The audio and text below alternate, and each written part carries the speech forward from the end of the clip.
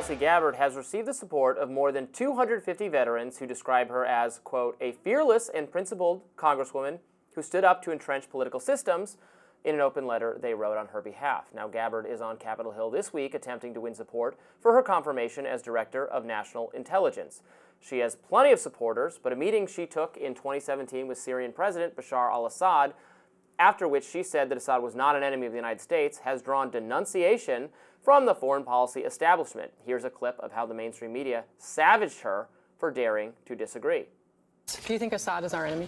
Assad is not the enemy of the United States because Syria does not pose a direct threat to the United States. What would you say he is to the United States? If you cannot say that he's an adversary or an enemy, what is Assad to the U.S.? What is the word? You can describe it however you want to describe it. I want to know how you describe it. My point is that whether it is Syria or any of these other countries, we need to look at how their interests are counter to or aligned with ours. Are Assad's interests aligned with ours? What are Assad's interests? Assad seems interested in the slaughter primarily of his own people. Former Republican Congressman Adam Kinzinger, who sat on the January the 6th committee, has long held a disdain for Gabbard. They served together in Congress, and he has made no bones about his reservations about her in his editorials. This weekend, Kinzinger put this quip out on X, quote, "Wonder if Tulsi Gabbard will offer Assad safe harbour at her house. They are great friends." I don't have a lot of love for Adam Kinzinger, and this is a great example of why. Just because you wanted to have a little bit of diplomacy with someone doesn't mean they're your best friend and you're like harbor secret love for Assad. Tulsi subsequently clarified she meant that he is not a good person, but it is not a good idea to have constant antagonism with everyone all over the globe. If I was asked that question, I would say, well, Assad is adversarial to principles of liberal democracy and human rights, but it is true that his regime is not an adversary of the United States, nor should we want to make it so. And what happens in Syria is Syria's business, and we do not want to have a more antagonistic relationship with them or with anyone else across the globe, because the American people don't want intervention and regime change wars and all of those kinds of things. They say that over and over again, and none of that stuff ever goes well for the United States. So, you know, it's ironic that Tulsi's having her big moment now, that she got picked to be Director of National Intelligence, and Assad has been ousted, and we'll see what comes in Syria. But I think this is a very, you could criticize her, I guess, for not being harsh. I don't have, or for meeting him without the sort of approval, like structures of the way members of our government are supposed to do that. Maybe it was not done correctly, but I don't really have any problem with her asserting correctly that his regime was not an adversary of the United States. I halfways agree, as is often the case. I think that there is an argument to be made against American interventionism. I think there is an argument to be made that often it makes things worse rather than better. When then President Obama said there was a red line in Syria about the use of chemical weapons, and Assad then used chemical weapons, Obama obviously in the end decided against intervention, and he was criticized for doing so because it made the red line threat pointless or toothless, but it was also, I think, born of some of the things that we're talking about, a reluctance for that intervention.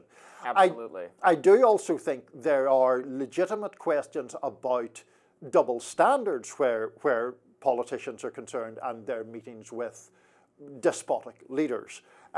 President Biden, in my opinion, to his shame, offered a fist bump to MBS in Saudi Arabia. MBS was widely held to have known about the murder of Jamal Khashoggi, who was put through a bone grinder. And does that then, I mean, Biden is not criticized for that in the same way that Tulsi Gabbard is criticized for Assad.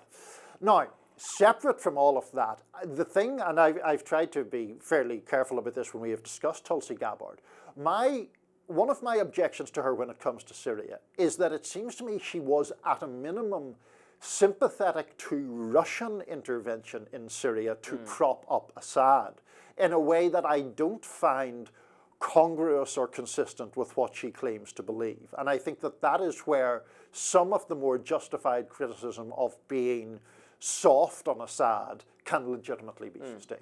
Well, they should ask her about that. Yeah, Russian intervention is no better than U.S. intervention. Right. Your point about Biden not coming under criticism for that is a good one in terms of the hypocrisy. I mean, I think it is probably to the benefit of our leaders, and I would say this about Biden, Trump, Obama.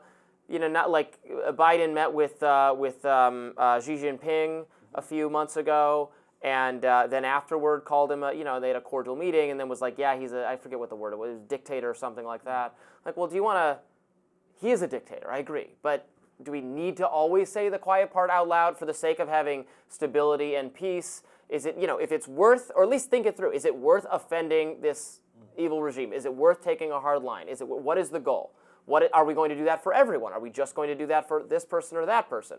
Trump always gets criticized for having a quote-unquote friendly relationship or something with Putin, but if that friendlier relationship results in the Ukraine-Russia war coming to an end more swiftly on terms that are not the most disfavorable to Ukraine, I would say that's going to be a good thing.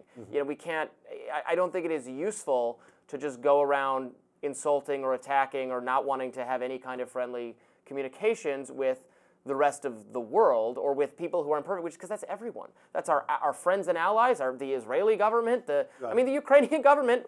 They banned opposition media and political parties in the course of valiantly defending their country from invasion.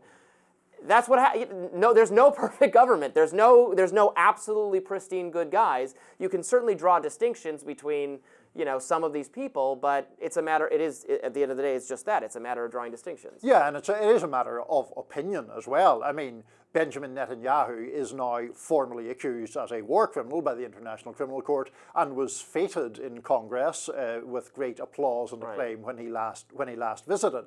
I think the thing that sticks uneasily in some people's throats is the elevation of certain noble-sounding universal principles, which then prove to be extremely selectively applied, and I think that is a difficulty. One other point before we finish on this segment, Robby.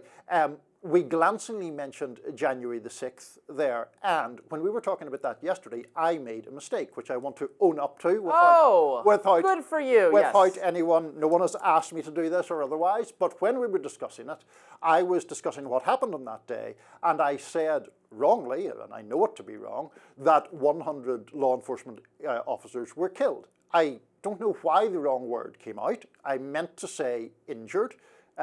Sometimes the wrong word comes out in live television. I did not do it intentionally because it actually weakens my argument to say something false in underlining the gravity of that idea.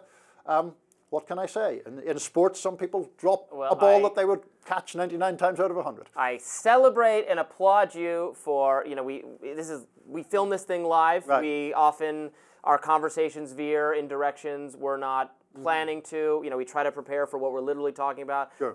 It is easy to say something, say the wrong word, say something you didn't mean, but I applaud you for having the professional journalistic integrity to admit when that happens. It certainly happens to me as well, so good for you, Niall. He's a good guy. We like having him on the show, and we'll be back with more Rising right after this.